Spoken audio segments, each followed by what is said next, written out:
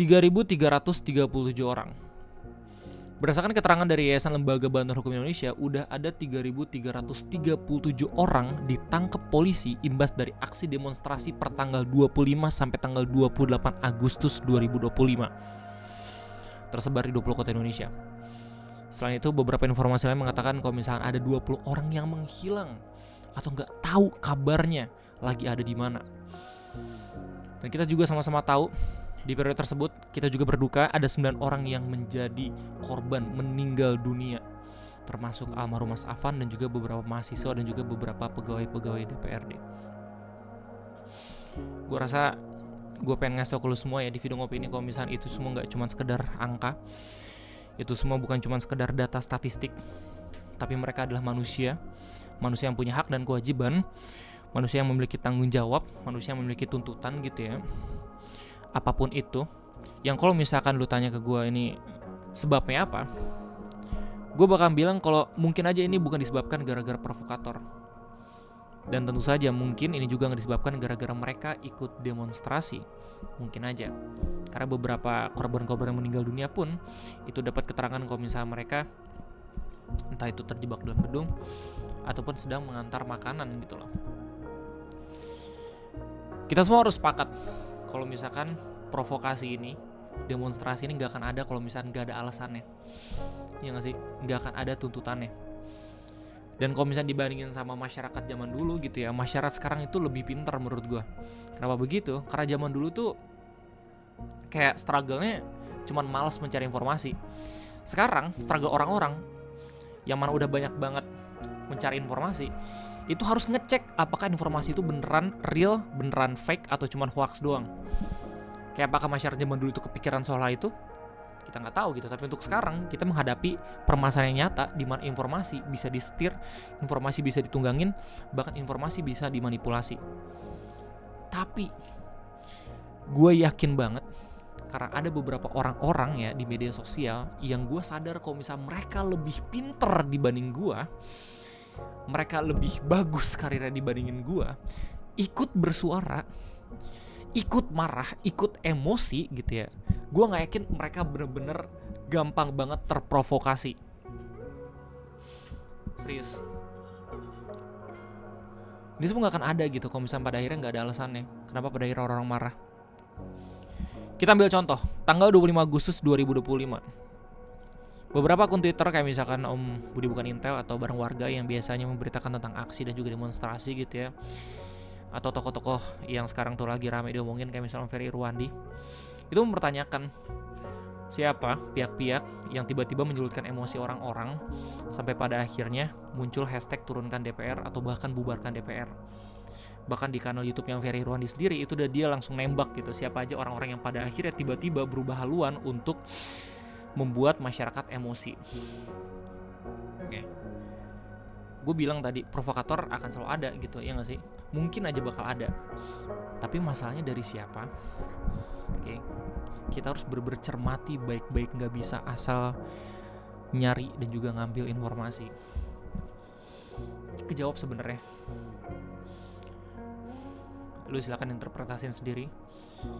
Cuma jelas di sini gue pengen ngasih tahu lihat beberapa berita yang udah gue baca ya di video ngopi kesempatan kayak ini.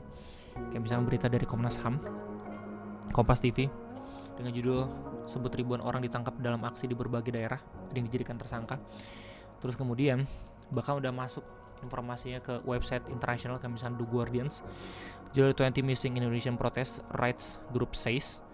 Terus dari Tempo dengan judul YLBHI 3.337 orang di 20 kota ditangkap polisi saat demo sepekan ya, cuma butuh seminggu itu lapas tiba-tiba gak penuh gara-gara orang-orang yang maling, gara-gara orang yang begal, tapi gara-gara orang yang mencoba untuk menyuarakan tuntutannya. Ironi gak sih? Terus kemudian berita dari Tirto dengan judul daftar korban meninggal saat demo dari tanggal 25 Agustus sampai 1 September 2025. Terus kemudian berita dari Pojok 1 dengan judul sepekan ricuh di mana udah 10 orang tewas di berbagai daerah karena demo dan lebih dari 500 orang ditangkap. Mereka itu manusia cuy, mereka itu punya tanggung jawab dan mereka ini pasti punya aktivitas yang harus dilakukan gitu ya per hari ini atau beberapa hari kemudian. Tapi gak bisa karena mereka ditangkepin satu persatu. Ya cuma buat ngewakilin orang-orang yang ada di internet tentang tuntutannya, atau mungkin orang-orang yang tiba-tiba emosi gara-gara ada yang menyulut gitu loh. Gue selalu bilang lewat live streaming gue, kalau misalkan seharusnya pejabat sekarang udah pada harus hati-hati dalam mengucapkan apapun gitu ya di kanal portal berita atau segala macam, karena sedikit aja ada omongan yang tiba-tiba bisa ngebuat orang emosi gitu ya, maka konsekuensinya itu bakalan ngeri banget cuy ke depannya. Dan itu semua udah ada tanda-tandanya ketika demo di Pati tanggal 13 sampai tanggal 18 Agustus kemarin gitu loh. Bahkan udah ada yang pengen diturunin dari posisinya sebagai bupati gitu loh.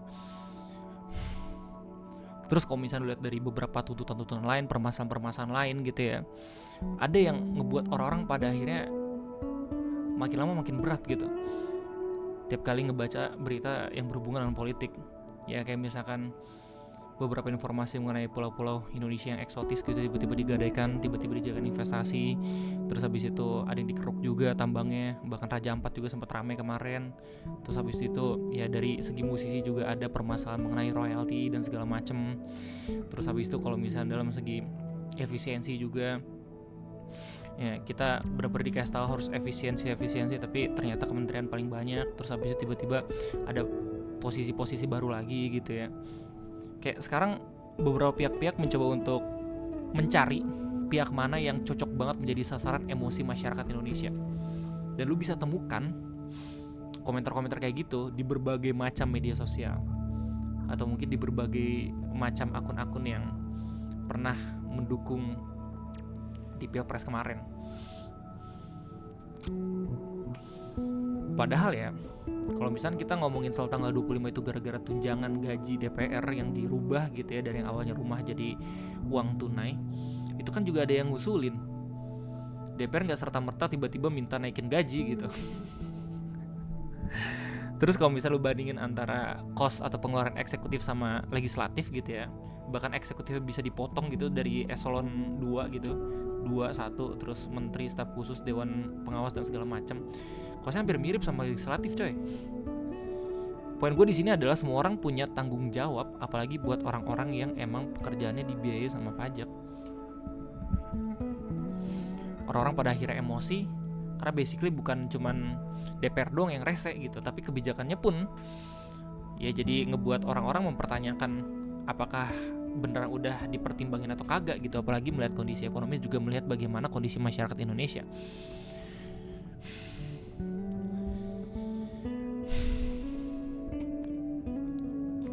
Hampir 10 orang yang menjadi korban pertanggal 25 sampai tanggal 28. Di video ngopi ini gue gak pengen itu semua cuma dijadikan angka ataupun data statistik.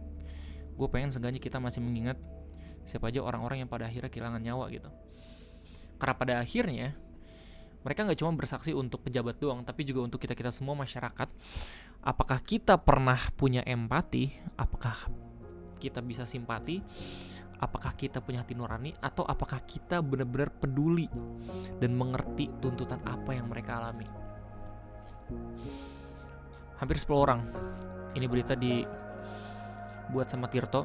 Yang pertama Mas Afan Kurniawan, umurnya baru 21 tahun, dimana beliau adalah seorang pengemudi ojek online. Beliau meninggal dunia setelah dilindas oleh kendaraan taktis Brimopolda Metro Jaya dalam demonstrasi tanggal 28 Agustus, di mana Afan tidak ikut berdemo. Beliau kebetulan berada di lokasi saat akan mengantar pesanan makanan di Jalan Bendungan Hilir. Kemudian ada Muhammad Akbar Basri atau Mas Abai. Beliau umurnya 26 tahun. Bekerja sebagai staf DPRD Makassar. Di mana hari Jumat kemarin, tanggal 29 Agustus, massa membakar gedung DPRD di mana Mas Abai meninggal dunia karena terjebak dalam gedung tersebut. Ibu Sarinawati, umur 26 tahun. Beliau bekerja sebagai staf pendamping anggota DPRD Makassar, ya. Di mana hari Jumat kemarin pula, sama seperti almarhum Mas Akbar, beliau terjebak karena massa membakar gedung DPRD. Terus kemudian ada Pak Saiful Akbar, umur 43 tahun. Beliau bekerja sebagai PLT Kepala Seksi Kesra Kecamatan Ujung Tanah. Di tanggal 29, sama seperti Ibu Sarinawati dan juga almarhum Pak Akbar. Kalau misalkan beliau terjebak di gedung DPRD Makassar yang dibakar sama massa. Yang kelima, Rusdam Diansyah. Beliau umurnya 25 tahun, di mana bekerja sebagai pengemudi ojek online juga. Pak Rusdam meninggal dunia setelah dikeroyok sejumlah orang yang mencurigainya sebagai bagian dari anggota Intel dalam demonstrasi yang terjadi di depan kampus Universitas Muslim Indonesia atau UMI, Makassar pada Jumat 29 Agustus malam. Kemudian ada Sumari, umur 60 tahun, di mana beliau bekerja sebagai tukang becak di Paciran, Jawa Timur. Beliau sedang tidur di becaknya mengalami sesak nafas dan serangan asma saat menghirup gas air mata dalam bentrokan massa demo dan aparat di Bundaran Geladak hingga Balai Kota Solo. Kemudian ada Mas Reza Sendi Pratama, umur 21 tahun. Beliau masih menjadi mahasiswa jurusan Ilmu Komunikasi Universitas Amikom Yogyakarta. Mas Reza berdemo di Jogja pada tanggal 31 Agustus kemarin, di mana meski belum diketahui penyebab meninggal dunia apa, namun beredar kabar jika Reza tumbang saat aparat menembakkan gas air mata. Ia dilarikan ke rumah sakit UP Dr. Sadijo Yogyakarta dan menghembuskan nafas terakhirnya di sana. Kemudian ada Mas Andika Lutfi Falah, umur 16 tahun, di mana beliau itu adalah siswa kelas 11 di Sekolah Menengah Kejuruan Negeri 14 Kabupaten Tangerang. Andika terlibat dalam kerusuhan di demo Jakarta pada 29 Agustus kemarin. Andika dilarikan ke rumah sakit Dr. Mirto Harjo dengan kondisi luka berat pada bagian kepala bagian belakang akibat benturan benda tumpul. Andika dinyatakan meninggal dunia setelah lama tidak sadarkan diri.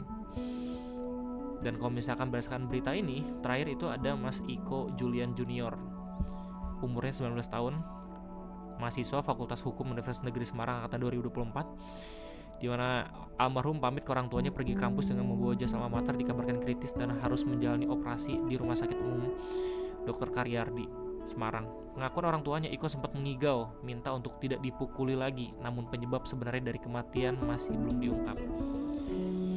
Cerita-cerita yang lebih detail lagi lu bisa temukan di media sosial karena banyak banget kerabat, keluarga, ataupun teman-temannya yang memberitakan dan juga menginformasikan bagaimana mereka pada akhirnya bisa merenggang nyawa.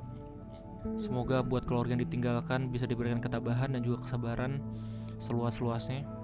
Dan semoga buat teman-teman, sahabat, dan juga masyarakat kita yang pergi meninggalkan kita lebih dahulu di periode ini diberikan tempat sebaik-baiknya di sisi Tuhan. Amin. Mungkin dari informasi ini kita bisa langsung salah-salahan, yang salah siapa, yang salah siapa. Tapi kalau misalnya kita tarik mundur ke belakang gitu ya, kita semua tahu kalau misalnya ini semua akan terjadi kalau misalkan gak ada alasannya gitu untuk orang-orang marah. Masih ada 3.337 orang lagi yang ditangkap dan kita gak tahu apakah mereka udah bisa balik atau mereka masih berdiam di kantor polisi gitu ya. Yang jelas terima kasih buat lo semua yang udah berjuang semampu lo gitu, sesuai kapasitas lo, dan semoga orang-orang tersebut yang emang gak bersalah gitu ya diberikan kejelasan dan juga diberikan pendampingan hukum biar seenggaknya mereka bisa balik lagi beraktivitas seperti biasanya.